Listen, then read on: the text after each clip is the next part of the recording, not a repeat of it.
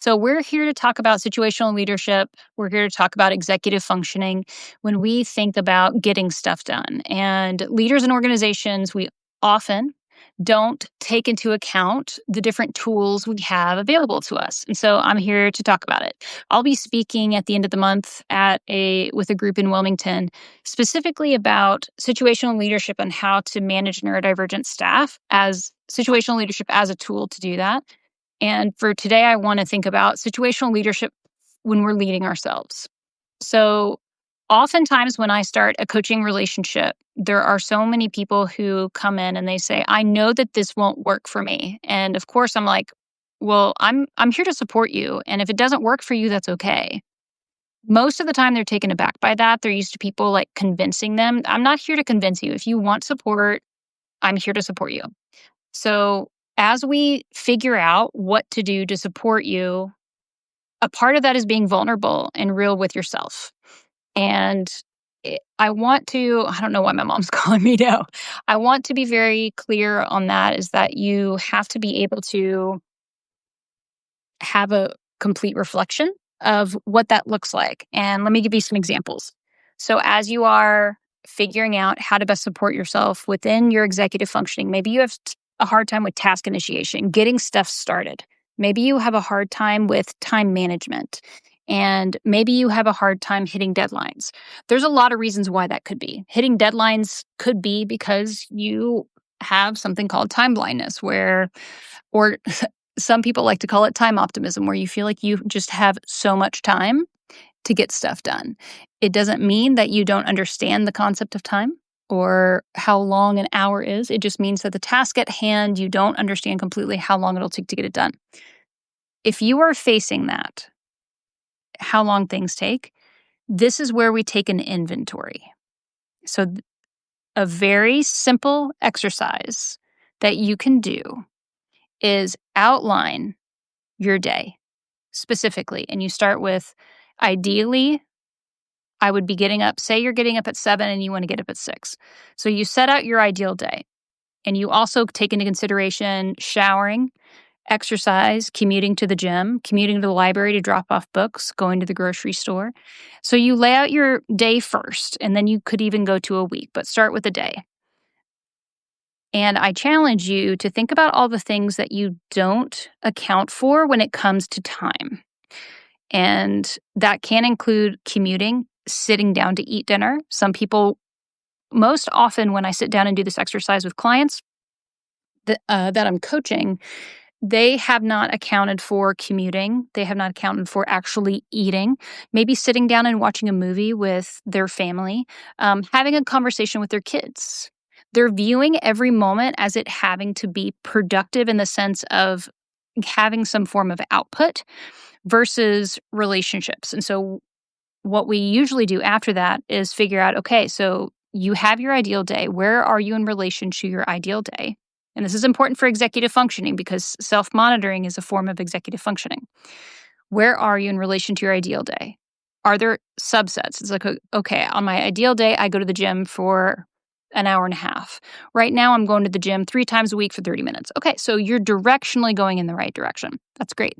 So what we want to do next, if you have habits you want to implement, I implore you to do goal setting. Implore. Why? Because goal setting will inform which habit you go after first.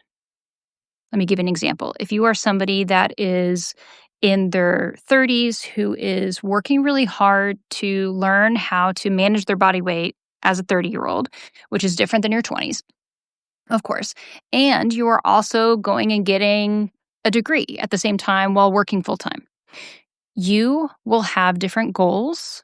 Your goals might be, I need to stay fit enough to enjoy my day, go hiking and do certain things, while also studying for 8 hours a week, roughly, if you're going back to get your degree. So you ask yourself what needs to be true to make that happen.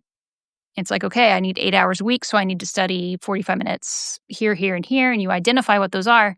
So what habits do you need to implement in order to make those goals happen? What habits do you need to instill to make those goals happen. This is where the disconnect usually occurs for many people, is that they set goals and then they don't develop habits that support them.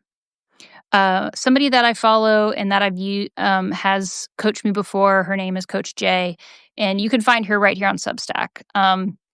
She's fabulous at this, where she does a lot of coaching around making sure that you have goals and your KPIs and you're following them, and you've got habits with your business around hitting those goals, and you've got personal habits too. And so a big part of what she does is business and personal and spiritual related, in managing your nervous system. Nervous system management is really important too. A key executive functioning skill is emotional regulation. That is being able to not swing too heavy in one way or another with your emotions. Now, that does not mean that you are not able to have a day where you're upset or go through grief or get angry. What it means is that it's not as common for you to fly off the handle or fall into deep sadness on the whim of something, because you want to be able to handle your emotions and recognize when you're in them. And here's the next step. Why am I feeling this way? This goes back to self-monitoring and self-management. So how does this all tag back into situational leadership? When you are able to self-monitor, emotionally regulate, these are all executive functioning skills, manage your time, organize, plan, and do all the 9 emotional or executive functioning skills, you are able to assess your situation a lot better because you're seeing clearly. And you're able to see the human that you are. So, does anybody have any questions? I'd love to see any questions in the chat when it comes to executive functioning, when it comes to leading, either yourself or at work in a corporate setting or in your business. So I spent around 20 years in and around the corporate world, and that is one of the areas that I am very passionate about. I do a lot of reading and research about it, and situational leadership is I believe a key to being able to support people fully at work so they can bring the results that you want them, and you know that they can. Because I recognize that business is all about outcomes. And for you to get the best outcome, you need to get the best out of people. And how you do that is different person to person. Hi, Huntress. Thanks for joining. So when we talk about executive functioning, if you have executive functioning questions, I'd love to see them in the chat. That would be great. And if you're able to, are you able to send chats? That is a question that I don't have an answer to. I'm not sure. Okay. So maybe that's why. So executive functioning, the basics. The interesting thing about executive functioning is that it happens in your prefrontal cortex of your brain. That is the last form of your brain, part of your brain to fully develop. So whenever you hear jokes about, I watched their prefrontal cortex form, live, where you see young kids doing stupid stuff. That's the prefrontal cortex is where your executive functioning lives. It's basically your brain or your CEO, project manager for everything you do. So organization, task initiation, planning and prioritization, self-monitoring. I'm looking at my list now. Flexible thinking is key. And that's basically when your brain is, when your brain's like swamped with emotions, your prefrontal cortex can't work to the best of its ability, which means it can't help you solve a problem as easily as it normally would. So if you are completely dysregulated, emotionally dysregulated, stressed, lacking sleep, all your executive functioning skills crash. So it's important to know what boosts your executive functioning, what lowers your executive functioning. And that starts with that self-vulnerability, right? Like doing that full inventory as like, what is making me dysregulated? And I'll give you some ideas too. For me this week, I was dealing with some business paperwork, a lot of business paperwork actually, and my accountant sent me some papers. And I immediately thought, she has fired me as a client, which is a pretty big jump to do. And she had just sent paperwork about their change of address and location as an agent, as an accountant, which is not terrible. So I was dysregulated. When you're dysregulated, you don't make the best decisions. And we've all seen that. We've seen that when if you have a menstrual cycle, you know that your regulation is a little bit more challenged at certain times of the month. I myself am in menopause. I have what's called surgically induced menopause. So I have different challenges that I face. They are not insurmountable. What you have to do, though, is you have to be able to recognize when you're in it. So that's key. So when you think about executive functionings, we talked about emotional control, impulse control. Again, the prefrontal cortex, last part of your brain to develop. We see this all the time in adolescents and early 20-somethings. People are taking risks. They're thinking they're invincible.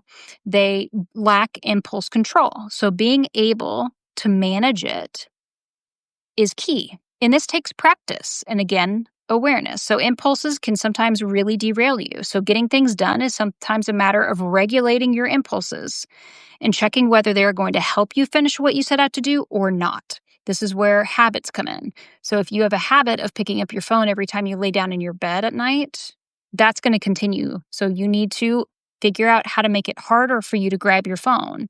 Does that mean leaving it outside of your bedroom? Does that mean putting it under your bed to charge? I did that for a while and it worked. It worked just fine. Many times I have to migrate my phone out of my bed because my impulse control gets out of sync with what I really want, which is solid sleep.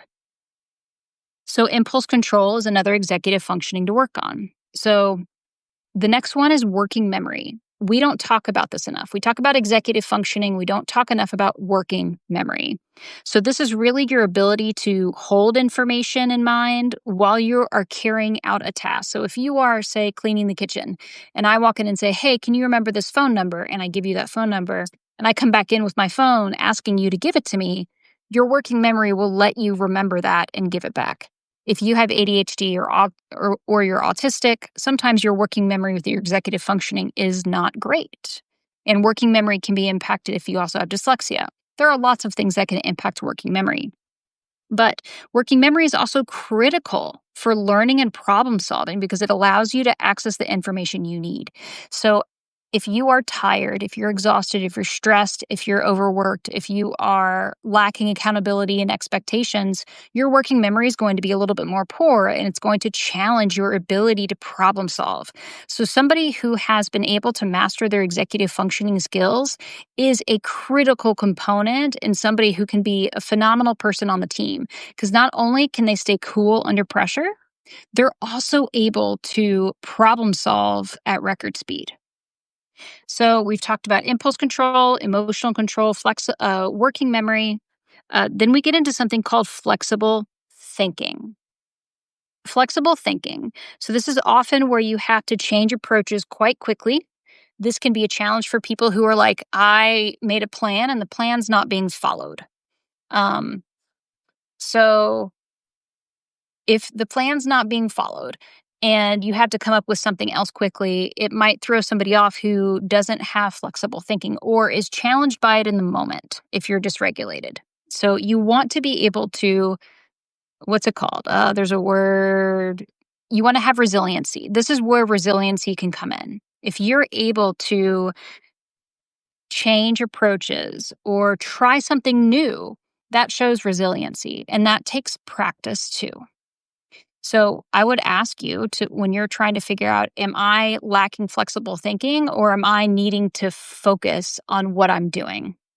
Because sometimes that's a question for people. When am I not being flexible and when am I needing to pivot? The first thing to do is to recognize if you're questioning that, is the new direction you're going to go, is it a distraction?